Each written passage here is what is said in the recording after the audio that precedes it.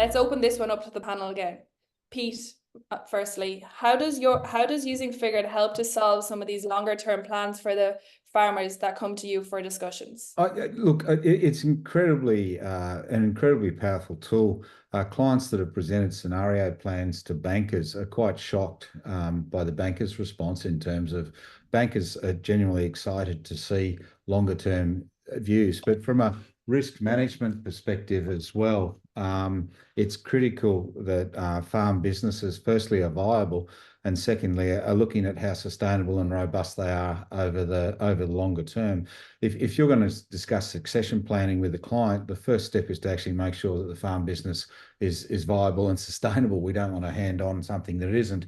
But the longer I've worked in this business, the longer my framework. I don't get so worried about a client who has a bad year.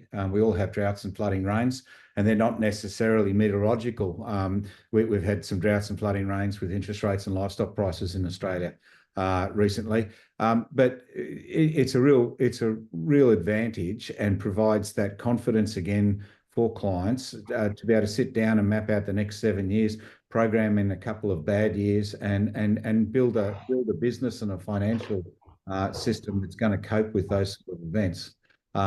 So I just think it's so critical that we take a longer term view on things, look right out the windscreen, not just looking at the next 5 meters in front of us.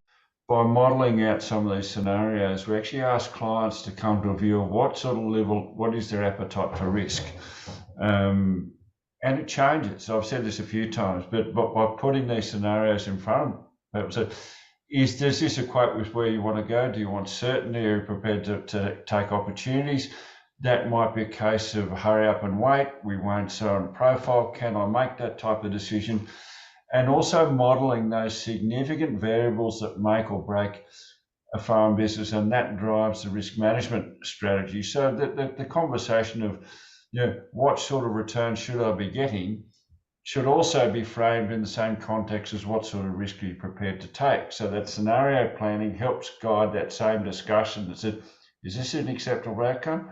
Or are you preparing to take an approach that preserves capital for a lesser return?